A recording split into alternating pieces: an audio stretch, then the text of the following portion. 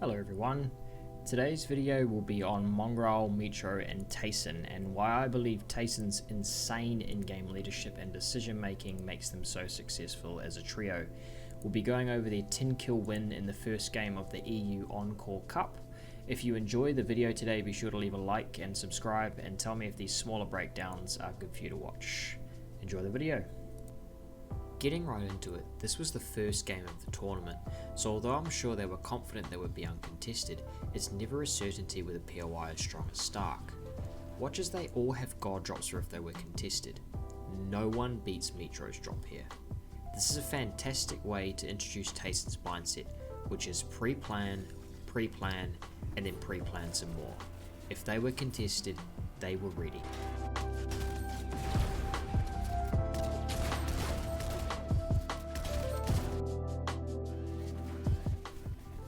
The trio uses the majority of first zone to farm their hard mats up, something a POI that is relatively central like Stark's often allows.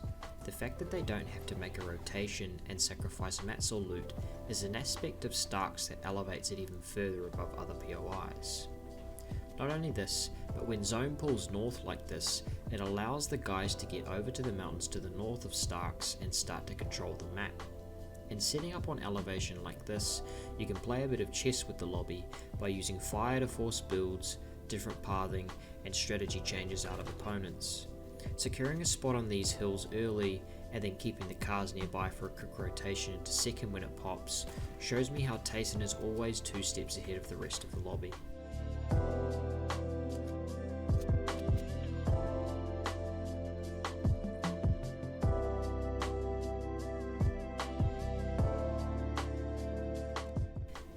When second zone pulled up top, I was unsure how I would watch the rotation unfold from this trio, but when it finished, Tayson's genius fully shone through.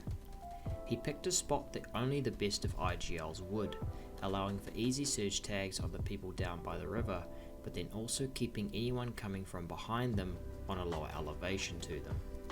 Mongraal ends up even getting a kill off this.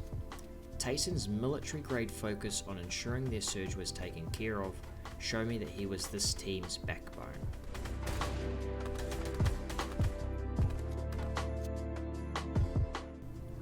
I've skipped right forward to 4th here because their position in second ensured they got 3rd and they stayed where they were to bully the kids not on Starks for some more surge tags.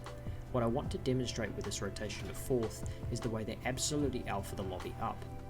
They do not accept the shitty position on low ground, instead choosing to ramp up and secure one of the most powerful positions on the map at this current stage of the game, giving them the chance to potentially hold height later on. This just further demonstrates Tayson's God-tier forward thinking.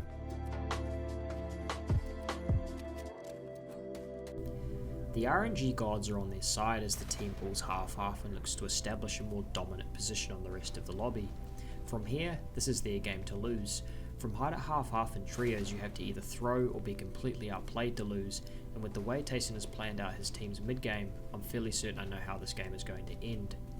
Right from the get-go I can see how these guys think ahead as their luck runs out. Not pulling first moving may be a disaster for some teams, but not this one. Instead of drawing attention to themselves and wasting mats by building across, they seem to solo over with movement while the rest of the team sprays any contesters, and they hold height easily and efficiently. They're also very adept at ensuring they do the basics well. To begin with, they show good knowledge of countering shockwaves by keeping the team in 2 layers, which ensures that if the 2 fraggers, in this case Mongraal and Metro, are shocked on, Tayson is holding height and in turn, their advantage over the rest of the lobby. The last thing I wanted to discuss in this video is roles, and the way this trio can seamlessly transition between them. Knowing your role and performing it well makes you a good player, knowing your teammates' roles and being able to take over from them when they're distracted or need to focus on something else such as healing makes you a great player. You can see in these closing moments of this game, when the pressure is on, they stay calm and interchange between roles beautifully. When Mongraal takes damage, Tayson gets down and looks for damage, while Mongraal plays support.